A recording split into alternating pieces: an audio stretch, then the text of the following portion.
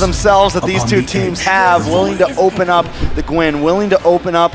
The Joy is also still there as well. Last time, that was one of the last bans. This time it is going to be free, so do they want to give that over to Kyle Teasy here, or do they want to go for the Guinevere again? Maybe switch it up with the Phoveus gone this time. Do they pick up the Bruno? That was something that really helped CW out last time. Yes, Onic was eventually able to scale. Lilia also opened so many options for these two teams. Speaking of, strike it while it's hot. Apbr holds a 100% win rate in games under 18 minutes. That's 12 games now. The last one was what, 22? I think it was around the 22 mark or Yeah, it passed 20. It passed 18 It was for around sure, like right? 22, 23. Yeah, 22, 23. So that's the winning condition for Apbr. They had the 15,000 gold lead. They just need to end it now a bit earlier, and that's maybe what they're trying to do here with the Arlet pickup, right? They need someone to display some of these members. When they are in that base, FlapTZ couldn't find an angle to get a Raging Sandstorm. Yeah. Not only that, but you know, again, when you have that kind of lead, it still does pay off to be a little more disciplined, right? Don't overcommit, but then sometimes you risk that, right? Things turning topsy-turvy basically on your head, and that's kind of what happened now with the Arlot. Will it solve some of that? Because you also, once again, you have this Guinevere where we saw an amazing game the previous one. So the answers from Onic this time around, they're going to pick up the Novaria. They've got the Terizla. Once again, Novaria, though, I like it because of the fact that you now provide some vision. This is one of the struggles that Kyrie had in the previous game, was looking for his own entry points, right? That's the struggle, but now with the Novaria, that'll help. And there's the answer once again. Apbr is going to pick up Claude here for Super Marco, a signature hero pick. Yeah, and something else that can dive into the back line, try to lock on a Novaria, be harder to hit from the Novaria, but because Onic doesn't lock in a gold lane this early, Coach Ducky gonna start closing in on that, take out the Bruno, maybe even take out another Brody, something like that. Definitely a possibility. CW does do wonderful on it. On the side of Onic, they don't think this Arlet's going to be an EXP laner, huh? There's an Arlet, there's a Gwyn, right? Both can be flex, so Onic are like, you know what? That gave us a lot of problems, right? Let's ban that out from the get-go now. Take it away from Mr. Flap. I mean, Apbr literally played the Phoveus mid lane last time, and they played it wonderfully. I would not put anything past them at this point, but looking at Onic also, the Novaria, I mean, it's not done very often, but it could be flex over the roam position. I mean, you know ID a little bit more. Do we ever really see Keyboy play something on the more support side? We have. Multiple times. You know, the Novaria even, it was, I believe, once in MPL Indonesia, but he plays a lot of the supports, even the Rafaela, back when it was meta. Yeah, that's how flexible he's been, right? He can use the healers, but also, that has just been banned away. No one moment, one win anymore. That was when we were, again, talking about, like, what is the win condition? Let's imagine here, well, that hero right there. Just take it out of the picture. It's handled. Paquito also still taken out, focusing on that XP lane against Apbr here. Onic still trying to get this favorable matchup if they can. Now, one thing, too, is you guys talked about it, right? Really that kind of double mage setup. If the Novaria does go in the roam, and then you can still provide something in the mid lane, you know, exactly what would that be? The fact that Valentina's taken out here, you have to work around that. Minotaur, though, going to be locked in for Apbr for that fourth pick. I almost feel like maybe they didn't plan on putting the Arlot, or if they did put it in mid, it was going to be flex. Coach Yeb's like, listen, either you're going to play that in the mid, or you're going to have a terrible EXP matchup. And they possibly force Ducky's hand into picking up the Minotaur because they don't want to have Novaria and whatever other mid they choose. They don't want to have Nolan deal with the disruption of, of the Arlot on the mid side. And this Minotaur was one of the reasons as to how Apbr was able to beat Onic in the group stages of SPS. Yeah, it can do work, of course. You know, it's in a similar fashion. You also provide some sustainability. But here's one of the answers, right, for these tanky heroes. The carry's going to be locked in and rounded out with a Grok. Wow. Very interesting pickups here from Onic. They can't go for a 5-man implosion. Now they'll go for a 5-man knockup, maybe. Yeah. Big knockup, big damage. They have some early game potential. They have their late game covered. They have vision. They have the whole package here. On the side of Apbr, once again, very aggressive. Very, very aggressive, but in my mind, I feel like Onic has a lot of answers to what Apbr is bringing. Part of this too is the fact that, you know, I like the Grok not only because you're looking for wild charges, and how many wild charges have we seen actually secure objectives, right? That's one factor in it, because it adds this dynamic too. When the Lord is up, you're already watching for one knock up. Now you got to watch out for the wild charge, right? But also it's a good peeling effect. Oh, here we go again. Once again. AP Brent pulls through with an Odette pick. Okay, so me and Gideon were brainstorming this a lot the day that Odette got picked up. Yep. And a lot of it was, okay, it helps against a lot of heroes like the Joy, like the Nolan, because here's the thing. It's not, it supplies something that the Yve or the Farza could supply in a sense of zoning, but it's constant damage. You don't have to aim it. And she has the dash. She has a way to kind of dash back from the Nolan. And as long as their marksman can kind of hang out in that space, it is a very safe and free space to just unload. Great insights once again here on both drafts as we get loaded and ready once again to head into game number 2. Onic with a miracle play, able to take game 1 in the series, the best of 5 against Apbr.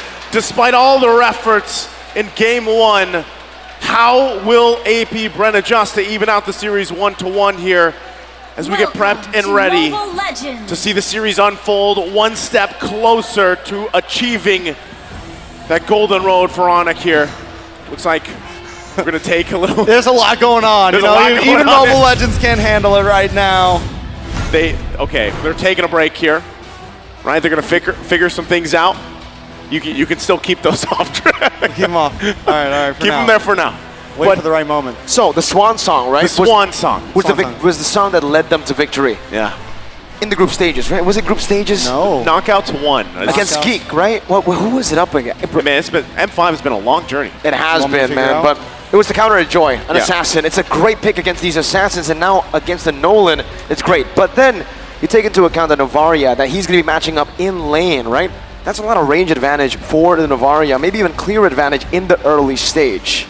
Definitely a lot of range for the Novaria, but still, I'm not too worried about Few on this Odette. Like, I think overall, I'm like kind of sold on the Odette. I'm at a point where I feel like it's just... After one game, you're sold? Just the idea behind it. You have the dash, you pair it up with a flicker, and then once again, it gives you the coverage that you want from that type of mage, right? That zoning, that arrow, that AoE, someone that can attack a wide zone of area, but it's not as easily targetable when it's in its alt state. Comparative to the Farza, you are a sitting duck when you're Farza, you are a sitting duck when you're Yve, and that's why those 2 picks have not been getting picked up, because EXP lanes are back, baby. They are divers, they are aggressors. Then you also have so many roamers, you have so many junglers that are just highly aggressive, and those are just prime targets, whereas the Odette, in the alt state, it's not. The only thing the Odette lacks, really, is laning phase. Doesn't have as much mobility as some of those other types of mages. So as long as Few can get to a safe spot where the rest of the team can group up, it is definitely going to be dangerous. Yeah, and I like this, as you talk about this, exactly the Odette, but the lineup rating right for them is pretty high. It's nearly 9 against Onic here with that. And, you look at the course of the game, how things can fall into place. That's where they play around the Odette pick, just like they did the previous time that they picked it up, earlier in their earlier matches. So again, there you go. We'll see how it happens. We get the signal. We're going to be jumping into the Land of Dawn. Game 2 ahead of us. Onic versus Apbr.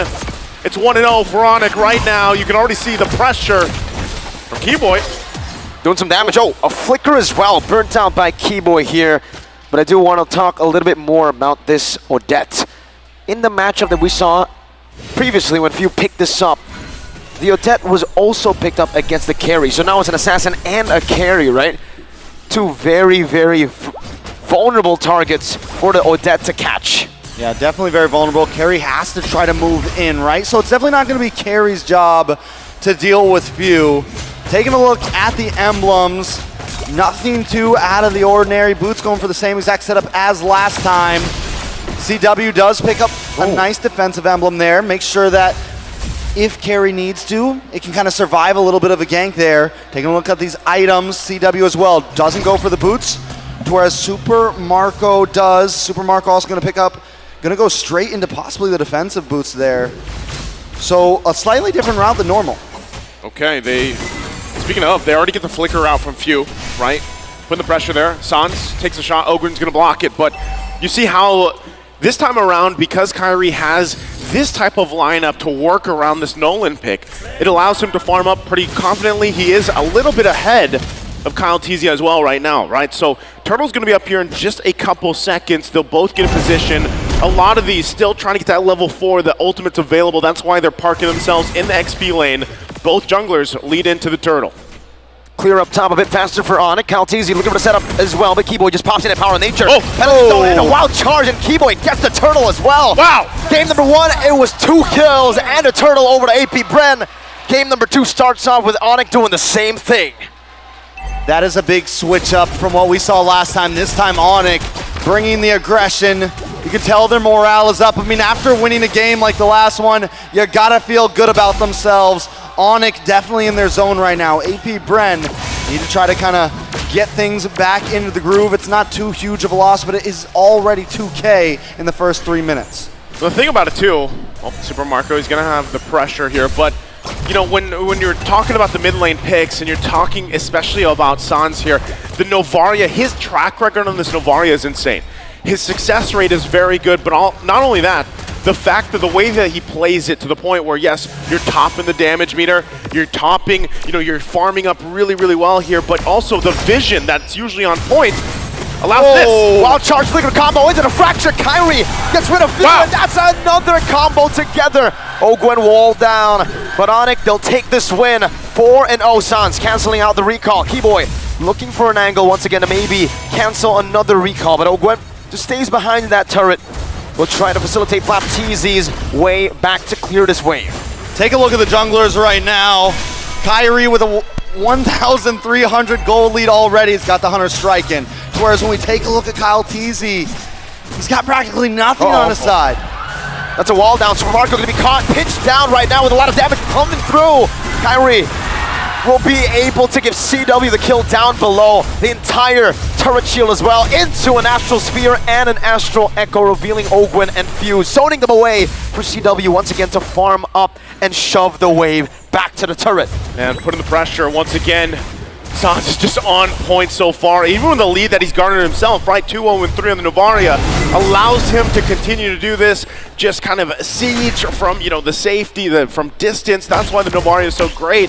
But as I was saying before that fight even broke out, you know, the ability to provide vision allows even Kyrie to rotate a lot more confidently. And even Keyboy, the fact that he picked up this Croc, at this point, he's just walking vision, right? He's one of those vision getters. He's a getter vision. He's a getter of the vision. And another great thing about Keyboy, why he can do this so well, is when he pops that first kill, he's immune to the CC, right? So he can go into the enemy jungle without fear of the magic sum, without fear of getting knocked up. And as long as he has Sans sitting in the back lane behind him, he knows he's good. I mean, he's take the long way. Disgusting. He's making Flap Teasy walk to his base. You don't get the recall. You have to walk. That's what Keyboy does. So with that, again, this is very different from the previous game, right?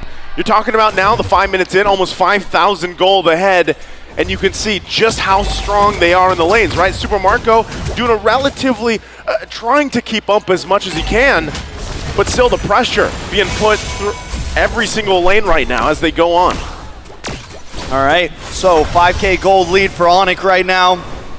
Apbr cannot find an opening. I think they know, all right, let's take this slow.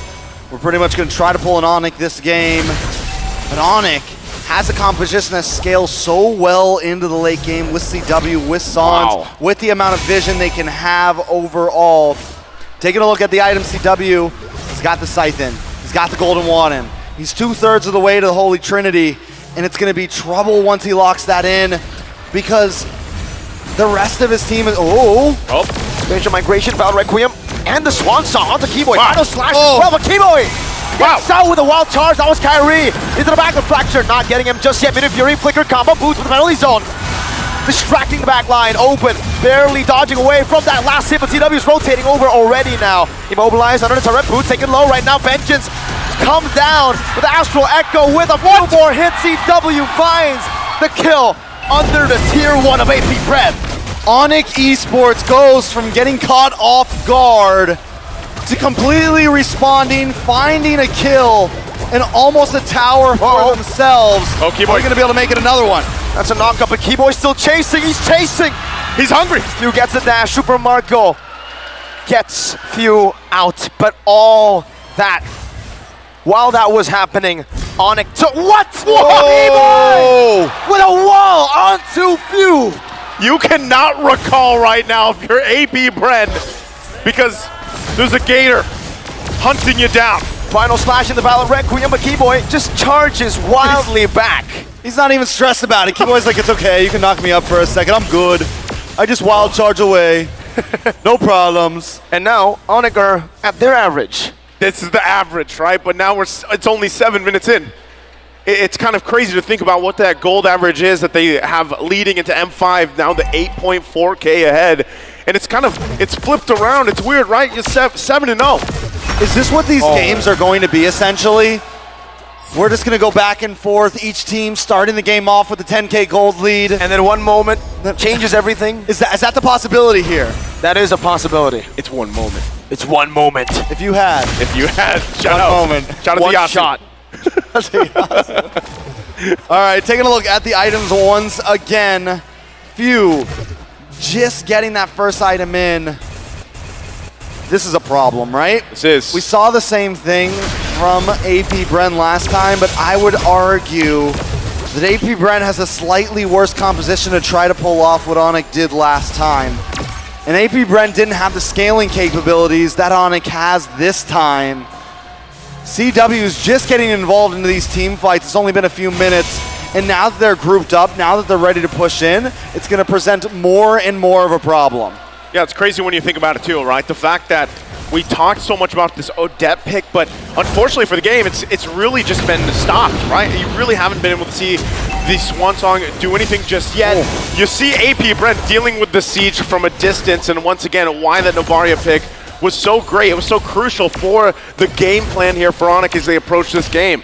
Even with that, right, you need, you know, when we looked at the comparison, as this Lord is just going to be taken uncontested for Onic, when you looked at the comparison, right, the lineup power was in favor of Apbr. Yep. But they have not been able to execute the lineup that they've drafted. Again, looking at Novaria here, this is why teams love this hero, and they pick it up, not only for the vision, but the insane damage early on from safety, essentially. Yeah, and the vision just supplies so much. I mean, especially when you have a lead overall, that is when you can really just start to get the noose around the neck, right? That is when you can really just start to keep Apbr exactly where you want them at all times. Onic really starting to close in now. Wow. Gonna try to take this tier 2, and Apbr can do nothing about it. Rose Gold Meteor built up for CW as well, so if the Swan Song does get utilized into the back, get CW, he'll still be able to survive it. 3-man Astral Echo as the Lord marches down bottom lane. This time with the first Lord looking for one base turret. Final Smash Flicker combo. Not going to be able to connect right now. CW free hits. Keyboy in the back. This might be the zone into the wild charge. Keyboy taking low. Swan Song and the Midas Fury. Boots caught in enemy territory. 1v4, but the Lord was able to deal with the base turret. Now Super Marco's chasing Boots, but Boots is unkillable. He just walks out of there. The body of Smith. The BOS. The body of Boots. The body of Bob. Boots. The Bob. That's what worked there. The So Bob. I have to say, still almost worth it, honestly, for Onic. At this point, when you're that far ahead, you can toss a body under the tower as long as you get the tower. Onic, if they want to try to close this out quick, they have to make sure those towers go down. Kyrie just stole the orange buff? Yes, he did. Looks like it. He's having a much better game this time around. Kyle Teasy, on the flip side, struggling this time, right? Even with the same pick, but really it's that lineup. It's the lineup difference here for Onic this time around, and now they're the ones, right? With the 13,000 gold lead. So really, if you're trying to think about it as they get ready, is Onic the team to just go ahead, slowly kind of whittle down the defensive of Apbr here until that next Lord. And at the same time, they still have the tools to actually force a fight, even if it's just Sans. Given the vision, poking them down like that. Oh my God.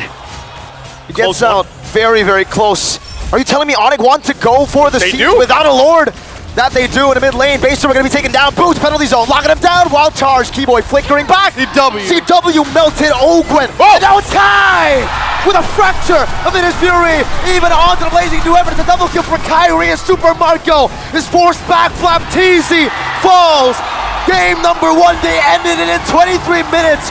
Game number 2, they're looking for the end in the 11th minute. No mini waves, they have to back up. Super Mario defending with 1 H1 member. 11-1, what the heck? Another what the heck moment for Onic. A drastic